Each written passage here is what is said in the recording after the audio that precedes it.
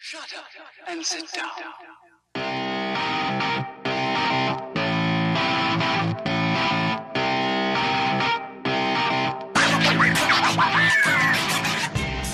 Good morning and Happy New Year!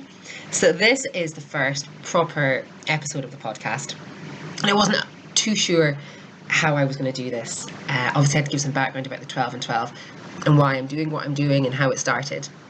So I was racking my brains with what to say and how to say it, then realised I'd already done all that in this book, which I wrote last year, raising funds for the charity.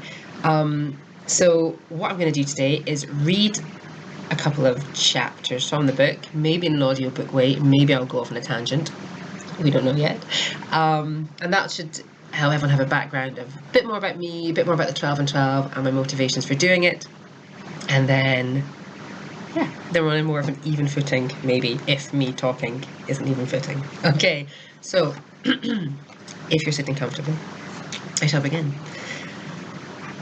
In November 2015, I decided to run 12 marathons in 12 months, the 12 and 12, to raise money for MND Scotland.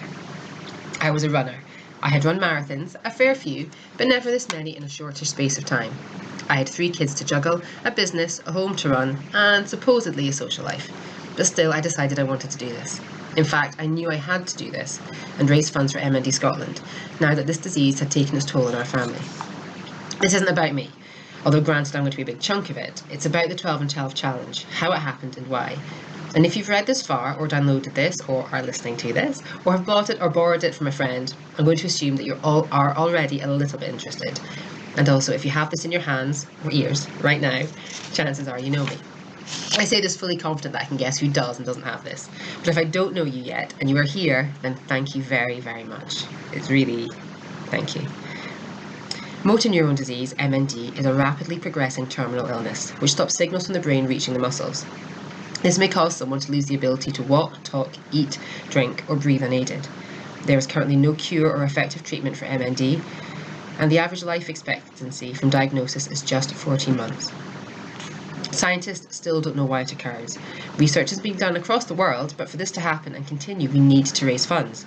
And this is why I'm so grateful to you for reading and supporting the 12 and 12 challenge. Because in doing so, you're doing your bit to help the scientists and doctors understand this disease. For those of you who doubt the success of fundraising, remember the Ice Bucket Challenge of 2014?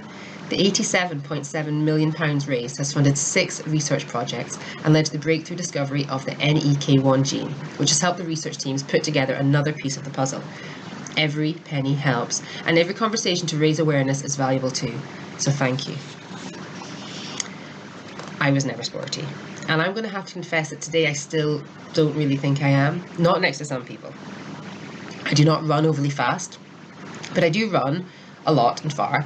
I'm not very fast, but I'm fit, and that's what works for me. I don't know why I started to run. I don't really see it as a therapy thing. I don't get calm or peace, not directly anyway. To be honest, I think I just like big miles. I like knowing that I can travel for miles and miles and miles, and that's pretty cool. I'm not built like a runner, and I don't suppose that when people look at me they would even know I'm a runner unless they see me, like for Clad, out running, or my Instagram feed perhaps. After all, what does a runner look like? Any one of us can be a runner, and that, I think, is why I like running so much. If there was a certain way you had to be, I don't think I would do it, but I do, and I am. I'm also the mother of 3 amazing, dazzling boys. I try to keep this separate from my running. After all, what difference does it make if you have children or not? Well, it turns out it's a big part of it. It's pretty defining for a lot of people and can make it very hard to get out and do your sport. Some view people, not just mothers, who run or do endurance sports, especially long distances, as obsessed or crazy. Add being a mother or father into the mix, and then it seems to multiply. The first time I ran a marathon was in 2010. The Brighton Marathon. It was awesome and hard and everything I thought it would be, but a whole lot more painful than I could have ever imagined. I went into it semi-aware of what I was in for, as I had run an ultra the December before. So I guess technically that was my first marathon. It was the Doyne of the Downs, a 30-mile cross-country race. Not that I raced it, because I hadn't quite figured out my training properly and I'd injured myself. And to be honest, I'd only entered it because no one stopped me in time. Literally nobody stopped me in time. I sent messages asking people to stop me. No one did it. 4 months after the Doyne, I ran Brighton, carrying the injury from the December, but I loved it. I loved the atmosphere and the crowds and the feeling mile upon relentless mile ticking away. It was incredible, and despite the pain and self-doubt and tears, a marathon is an amazing and awesome achievement for everyone who takes part. They say the last 5 miles of a marathon is what makes you a marathoner. I have to disagree with this. The final few miles will test you to the max, but that's not what makes a marathoner. A marathoner is made in the days and weeks and months leading to the marathon date. From making that decision to do a marathon, paying your registration fee, finding your training plan and getting going, that's what makes you a marathoner. Having the guts just to do it. Crossing that start line is where you show what you've done. And those 26.2 miles may make or break you, but they don't define you. Brighton was my first city race, and it was such an amazing experience. The crowds were awesome, cheering and shouting, the music playing and overwhelming at times, but it was just incredible. Doyne of the Downs was in the countryside, and by the time I was done, 5 minutes and 4 seconds before the race cut off, still was done, the crowd was limited to my husband, sister and brother-in-law. They were the only crowd I needed at that point, so, who was the winner? The guy that came in 4 hours ahead of me. But back on the hard tarmac of Brighton Marathon, the charity stations were the best. They screamed and yelled every time they saw someone in their charity t-shirts and vests coming towards their stations. And it was amazing. Even if you weren't wearing their colours, they shouted encouragement. I ran my first marathon in a charity vest for the same charity that I'd completed a Vietnam and Cambodia cycle challenge the year before. It was a great charity, but not a cause that ever directly affected my life, a fact that I'm forever grateful for. And I hope that my family never need benefit from the amazing work that they do. It moved me to tears as I ran through the crowds that day when I saw all the names and in memories on the back of tops. They were all running for causes that they cared about and needed their help and support. I didn't have that. I was just happy to be running and raising any funds I could. That day it was just about me. I was completing a marathon. I was going to be a marathon runner. I fell pregnant in the weeks that followed that marathon and gave birth to my first son the following January. Now I had a child and life was sweet, but after I had Lachlan, I decided I wanted to run again. So I signed up and ran Loch Ness that September.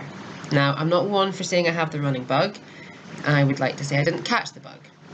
But even before I'd done that one, I'd signed up for Brighton for 2012. I still looked in awe at those running for causes close to their hearts, amazed at their emotional motivation, while my motivation was still just me. I wanted to do it, I wanted big miles, and any money I raised was just a happy byproduct. And again, after Brighton 2012, I fell pregnant with my second son, who I had the following February. While pregnant with Adam, I signed up for the Loch Ness Marathon for the September after he was born. It was going to become a tradition, if doing something twice is a tradition. I did it, I ran, and I was proud. But sadly, this time, I found that I too had a cause close to me. A few months before Loch Ness, our family was rocked with the news that one of my uncles had been diagnosed with motor neuron disease. And now I had a cause that I really cared about. I ran the Loch Ness Marathon that year for the Ewan MacDonald Centre for Motor Neuron Disease. I didn't enter Brighton for 2014. I ran Edinburgh instead. It was a spring marathon, and true to form, the pregnancy test came back positive a few weeks later. But by now I was running for MND Scotland, a charity that more people seem to know about, which is something I discovered while fundraising. The more well-known a charity is, the more likely people seem to be to donate to it, and the same goes for illnesses. If people know about disease or cause in general, it seems they're more likely to support your efforts. The Ice Bucket Challenge, which originally started in America, did an amazing job of highlighting this disease, and when the challenge spread to the UK, so many more people became aware of MND. I had Jacob in February 2015, and while pregnant, once again, I had already signed up for the Loch Ness Marathon for that year, along with Paris and Brighton 2016. I was going to do 3 marathons in 6 months, and that was a daunting task. I trained and I fundraised for MND in the months following Jacob's birth. I wanted to do more for the charity, and I thought this was it. I was going to do it and I was going to make money, and that would help those suffering. I trained, I ran, and I enjoyed the run so much. I was on fire and I was going to raise the money. I knew I had the support of my family. I was juggling work and the children, but I was going to do this. I was on top of the world as I crossed that finish line. The first of the 3 and 6 months was done. We drank wine and we celebrated and we toasted ourselves and those suffering. I hoped the small step would be enough to make a difference, even slight. And I knew it was. All funds raised help. Sadly, 2 weeks after Loch Ness, we got the news that my uncle had passed away. And it seemed pointless. All of it. All I had done was some running, and it was all futile. I still believe that to a degree. The irony that I'm running for those who can't use their limbs seems like some sort of cruel joke at times. I worry that it's not the most sensitive things to do, but it is what I can do, and so it is what I have done. I felt a massive amount of guilt. All I had done was run, and I had a reason for it. My reason was my uncle. It was because I was so heartbroken that someone I loved had had this disease. But I'm ashamed to say that I only made it back to Ireland once between his diagnosis and him passing away. And I have no excuse for this, and I will probably be ashamed of this fact forever. This, I think, was a huge part of why I did what I did over the past 12 months. I had to do something. And marathons, like I've said, were something that I thought I could do. With the 3 and 6 months already passed, I started work on getting the promotion and the press up for the cause and the fundraising page set up. I started mentioning it to people, and it almost seemed too easy. So in the days that followed, the date of the Dublin Marathon was announced. It was a no-brainer. The date was the 30th of October, almost bang on the anniversary of my uncle's passing.